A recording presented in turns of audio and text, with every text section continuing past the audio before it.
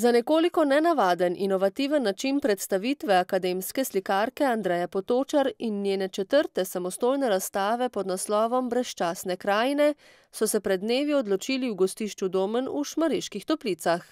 Obiskovalci so se z avtorico tretje v nizu 7 razstav v okviru projekta v ogledalu, ki je bila na ogled do 14. septembra, namreč seznanili šele ob zaprtju razstave. Današnja razstava je v primerjavi z ostalimi razstavami, ki sem jih imela v Novem mestu, to so bile 2. Če omenjam, sem v februarju razstavljala v prostorih Rdečega križa, lansko leto pa sem razstavljala v galeriji Krka. Z razliko od teh 2 razstav je razstava zajema širši čas mojega ustvarjanja.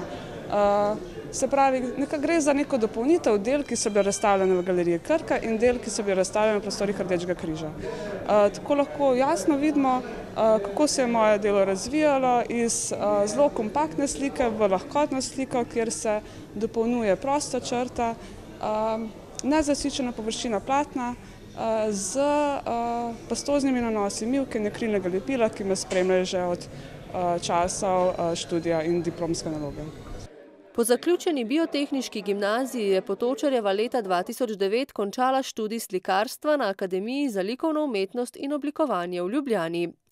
Portrete pokrajine okoli Novega mesta, ustvarjene v mešani tehniki, zaznamujejo zlasti reliefne površine iz mivke in akrilnega lepila. Dialog med površino in globino slikarskega platna je, kot pravi, že nekaj časa prepoznaven slog njenega ustvarjanja. Izhaja pa iz tega, da sem želela vzpostaviti neko kompleksno igro med materialnostjo slike in podobe oziroma iluzije. In se mi zdi, da ta material, ki ga nanašam na sliko, pogled vse skozi vrača na površino, kar se meni zdi zelo zanimivo, kajti na tak način vzpostavim nek vmesni prostor. O tem sem tudi pisala v svoji diplomski nalogi, ko vse skozi prihajamo iz gledanja slike kot celote in same površine. Krajina oziroma okolje, v katerem živi in ustvarja, jo je dodobra zaznamovalo, kar se nenazadnje kaže tudi v njenih slikarskih delih. Motiv pa ostaja krajina, Dolenjska krajina, predvsem podobe gozda ter Trške gore. Trška gora je nekako v mojem delu postala atraktivna konca letošnjega leta, tako da gre za novejša dela. Predvsem dajem poudarek črtam, črte, ki kot vinogradi in prav tako gozdu, črte, pike.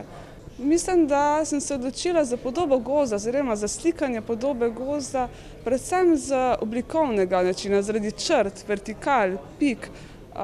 In se mi je zdelo atraktivno predvsem zaradi vertikal in svetlobe, ki se prepleta med drevesi, med listjem in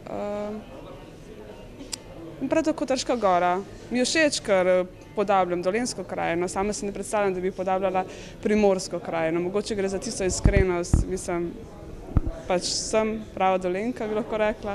In globlje vsebine predvsem bi raje izpostavila samo likovnost, samo podobo gozda, ki mi zelo lepo sovpada z mojim načinom dela. Članica Društva likovnih umetnikov Dolenjske, ki je sodelovala že na številnih skupinskih razstavah, v prihodnjih dneh pa samostojno razstavlja v Banji Luki, hkrati poučuje likovno ustvarjanje na osnovni šoli Dragotina Keteja. Moram reči, da mi to delo veliko da. Veliko umetnikov, slikarjev se z poučevanjem ne želi ukvarjati, ker jim potem ostane malo časa za ustvarjanje in malo energije, se pravi, da jim pobere veliko energije poučevanja drugih.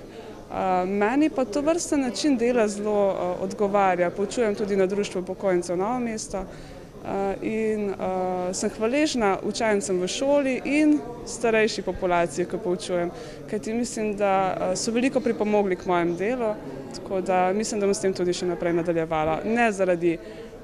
Ne zgolj zaradi finančnih sredstev, ki jasno so potrebni za slikarstvo in pač za vsakega, ampak tudi duhovno. Pravcato degustacijo pesmi znanega slovenskega kantavtorja Iztoka Mlakarja pa je obiskovalcem ob zaprtju razstave z doživeto interpretacijo ponudil novomeški etno duet Poseben gušt, ki ga tvorita Tomaž Šulo na kitari in Aleš Plut. Zvečer smo šli pobi, upam zapjet. Če ne, pej pit vino, a ne igrat tršet.